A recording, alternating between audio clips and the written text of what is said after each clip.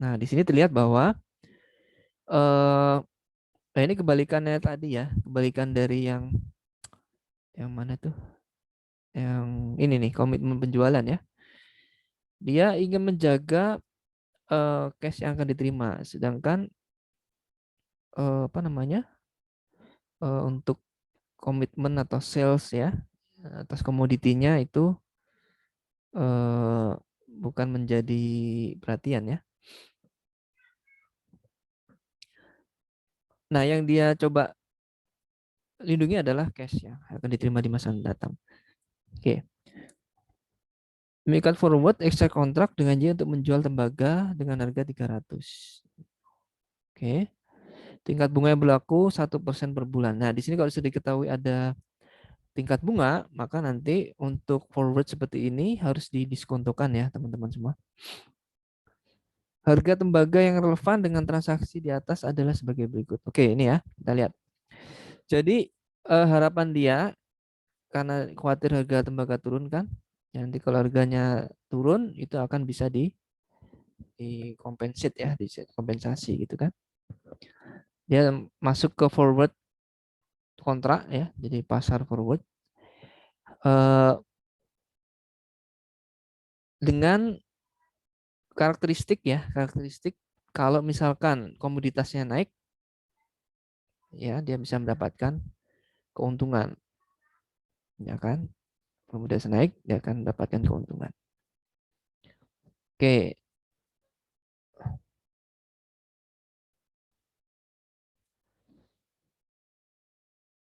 tapi di sini dia khawatir bahwa harga tembaga turun, ya kan?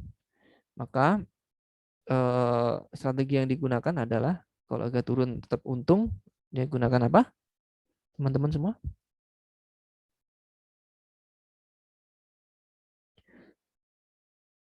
Ya, harga komoditas turun tapi instrumen derivatifnya menguntungkan gitu ya. Dia pilih apa ini? Posisi jual, Pak. Jual ya. Jadi pakai yang put ya. Forward yang dia tuh jual, posisinya jual. Oke. Kita lihat secara umum dulu ya. Secara umum dulu di sini harga dari apa? Tembaganya itu ternyata semakin naik ya. Jadi justru akan rugi nih ya untuk yang instrumen hedge instrumennya.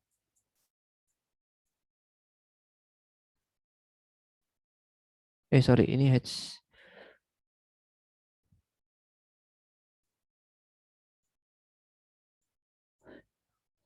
Oke, saya ulangi. Untuk yang hedge itemnya, ya dia akan mengalami keuntungan, ya kan? Sedangkan hedge instrumennya, oke, rugi, ya kan?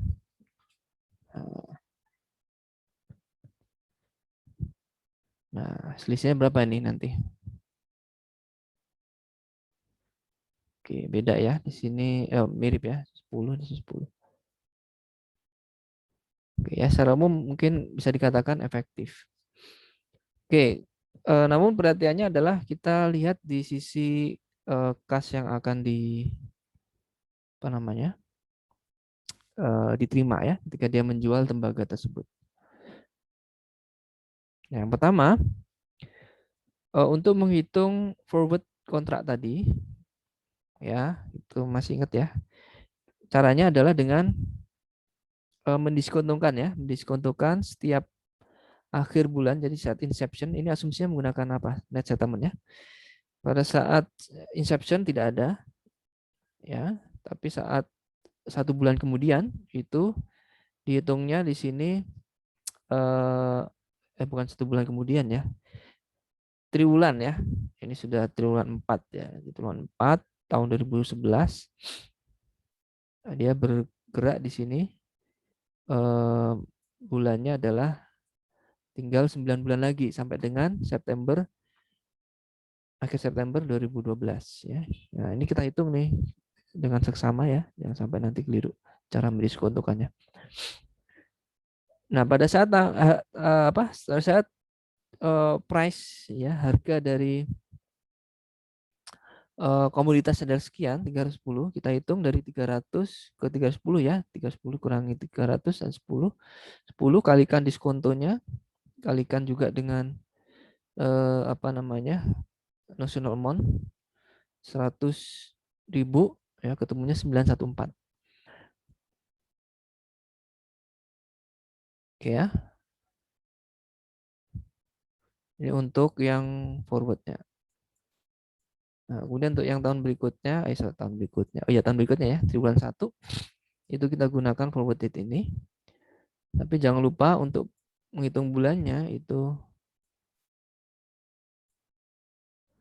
ya, bulannya itu harus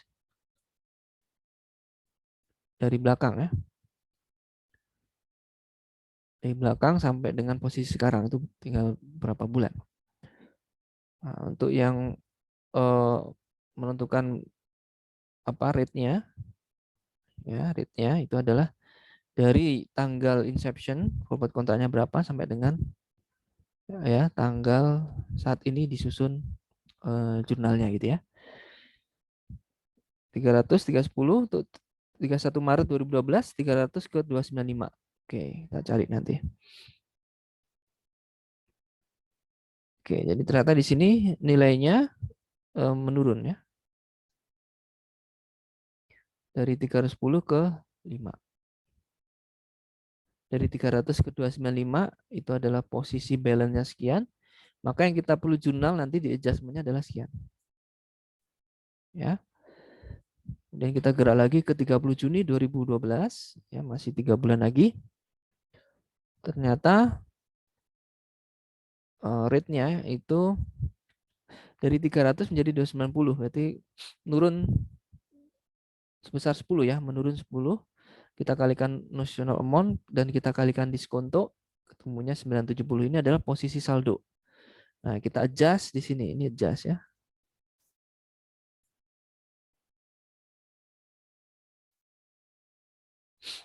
Oke, kemudian terakhir 30 September 2012 itu oke, tidak ada lagi periodenya, sudah habis. Jadi sudah apa kok dipangkatkan 0 kan 1 gitu kan. Dikalikan perbedaan harganya dari 300 ke 310 ya, 10 kali 100.000 ya, 1 juta. Jadi intinya adalah sekian. Gimana cara supaya saldonya adalah 1 juta.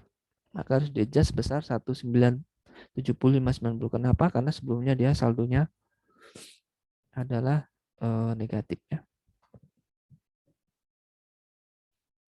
Oke, kita lihat di modul ya. Di mana letak dari lindung kasnya. Oke, di sini inception tidak ada ya. Tadi perhitungannya sudah ketemu. Other comprehensive income pada forward contract. Jadi di sini mengalami kerugian. Kemudian untuk kasnya sendiri di mana? Ya, kasnya sendiri itu sebenarnya adalah ada pada fair value dari forward contract. Gitu ya teman-teman ya. Jadi kalau ditanya loh kok nggak ada adjustment dari cashnya gitu ya. Nah, yang kita adjust adalah atau yang kita sesuaikan adalah dari forward contract ini adalah fair value dari forward contract gitu ya, fair value dari forward contract gitu. Itu ya teman-teman ya. Ya bukan fair value, present value, sorry. Present value dari forward contract. Nah, di situ mengandung adjustment atas cash flow yang akan diterima nanti. Yang akan diterima. Oke, kemudian jurnal berikutnya di sini kan terkait dengan OCI juga. Yang intinya adalah gimana cara supaya nanti saldo dari forward contract itu sebesar ya tadi ya angkanya yang keriting tadi ya 471.023 ya, ada di sisi debit ya kan, karena harga komoditasnya itu turun. Jadi forward kontraknya itu nanti akan menghasilkan laba ya, akan menghasilkan laba sebesar 471.023 ya kan? Ya dong, kan komoditasnya di sini untuk yang Maret kan dia turun dari 300 ke 295. Nah, dia untung dong dengan forward kontrak posisi jual ya kan? Oke, untung sekian, kemudian 30 Juni gimana? 30 Juni. Oke, turun lagi ya. Pastinya di sini akan untung. Oke.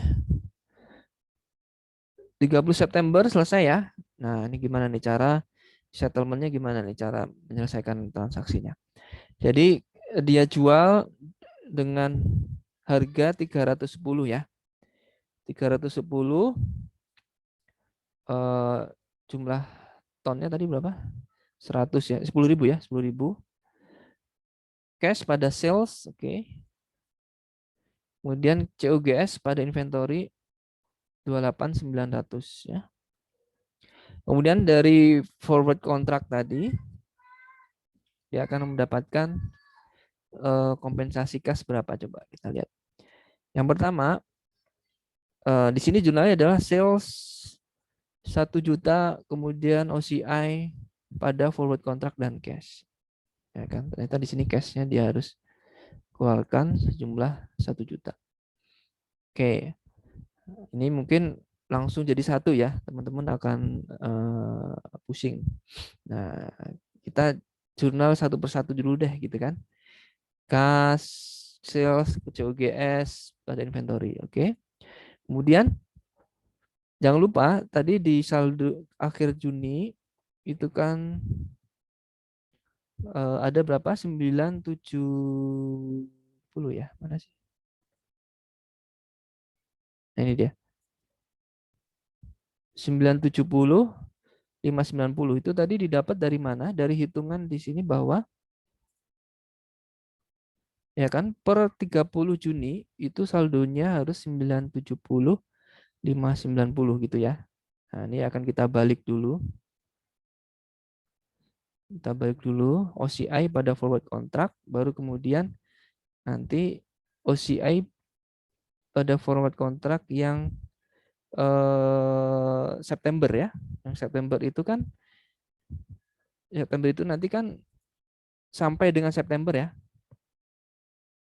Nah, ini saya tambahin aja.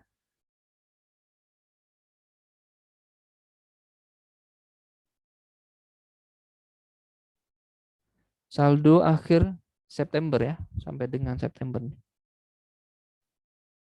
Itu akan dimunculkan saldo sekian. Ya kan? Oke, ini Mas. Mungkin kalau bingung saya tunjukkan lagi yang ini. Nah, ini kan gimana cara supaya saldonya adalah 1 juta. Yang 970 ini kita balik dulu. Ya kan? Karena dia untung ya, di sini kita untung, kita balik OCI pada forward contract, baru kemudian di sini dihitung rugi ya, dari 300 ke 310 ya, dari 300 gitu. Jadi 10 kali berapa tadi? Forward kontraknya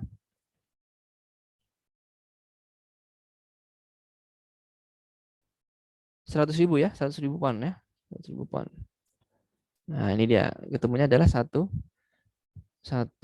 juta. Nah, ini ada adjustment sekian ya. Adjustment yang pertama adalah yang 970 ini.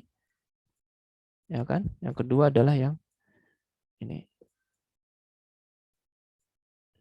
Sebesar kerugian 1 juta. Oke, gitu ya, teman-teman. Nah, kita lihat di sini.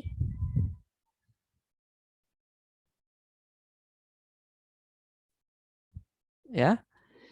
Untuk menutup saldo September, jurnalnya OCI pada forward kontrak dia rugi ya. Oke, dia rugi. Kemudian, nah ini dia forward contract pada cash, ya kan? Ini jurnal apa ini? Oke, yang pertama adalah ini adalah penyelesaian dari forward contract. Ya, ini saya kasih keterangan.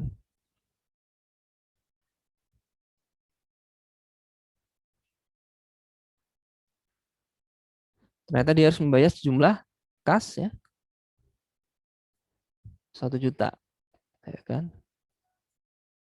Sama ya seperti yang sebelumnya. Nah, kemudian ya kan itu masih ada OCI. Di sini kalau kita hitung-hitung itu masih ada OCI sebesar 1 juta. Ya kan?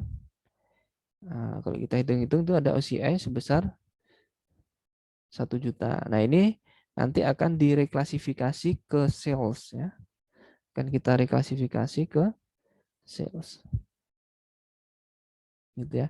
Forward kontrak kita balik, OCI-nya belum.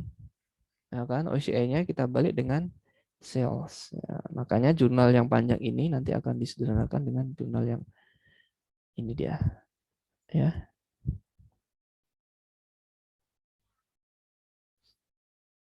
Oke.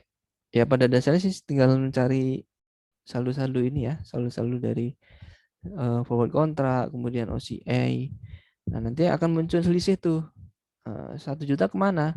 Karena direklasifikasi, maka ke apa ke profit loss. Cara mereklasifikasikannya adalah melalui sales ya, melalui penjualan. Gitu teman-teman. Oke, sampai di sini. Silakan kalau ada pertanyaan untuk yang swap mungkin akan kita bahas di pertemuan hari Sabtu ya. Nanti hari Sabtu kita juga coba latihan soal. Nanti teman-teman diharapkan aktif ya. Jangan sampai nanti nggak ada yang komentar, nggak ada yang nanggapin gitu ya. Dan bahkan mungkin nanti pakai Google Sheet aja biar nanti kelihatan tuh yang kontribusi di situ ya. Berarti Jawabnya Sabtu kayak nanti nggak kuis nih, Pak? nggak usah lah. Sip. Soalnya ada kuis juga hari Sabtu, Pak. Iya, Iya, ya. Pak. Sudah kuduga Pada bahagia, Pak. Setelah tahu nggak kuis, Pak. gitu ya. Pak izin tanya Pak, Silakan. yang swab itu masuk ke materi ya Pak? Buat ujian. Yang mana? Yang swab. Swap ya. Swap. Swab. Iya. Iya, ini kan diajarkan juga ya. Tapi biasanya sih kok jarang ada ujian yang terkait dengan swap ya. Kenapa? Sulit ya? Iya. Ruwet. Kasih Pak. Ya. Ya selama ini belum sih. Tapi kalau ada gimana nanti nggak siap lagi. Ya tetap harus dipelajari ya. Intinya kalau swap itu gini ya. Swap itu jadi kalau misalkan kita itu membayar utang gitu ya dengan rate yang fluktuatif ya. Nah, kita bisa tuker rate tadi dengan pihak yang mau melakukan swap gitu ya. Nah, kita minta ke pihak yang mau tadi dengan bunga yang tetap gitu kan, fix. Nanti atas bunga yang dinamis atau floating tadi itu akan ditanggung oleh pihak yang mau kita ajak swap tadi gitu. Jadi misalkan 5%, saya minta jangan floating lah gitu ya, 5%, 6%, 7% gitu kan. Nah, saya mengajak misalkan pihak bank gitu kan, bank misalkan kalau di sini apa contohnya? Bank ABC ya. Bank ABC. Kita minta ke Bank ABC supaya mau nggak swap dengan saya tapi bunganya itu fix gitu ya. Bunganya fix. Kemudian Bank BAC-nya tadi atau ABC-nya tadi membayar kompensasi dengan bunga yang apa namanya? floating gitu ya. Jadi nanti akan saling mengkompensasi. Ya, biasanya itu ada di perbankan ya. Di perbankan swapnya itu kalau tidak diikuti oleh lebih dari satu entitas bank itu tidak menguntungkan ya. Jadi harus bareng-bareng saling sharing terhadap fluktuasi dari rate bunganya gitu ya. Jadi ada beberapa bank yang harus kerjasama untuk melakukan swap gitu ya. Tapi itu nanti akan kita jelaskan di Sabtu ya, hari Sabtu depan. Oke. Ada yang lain materi tadi gimana kira-kira? Yang penting bisa dipahami dulu ya.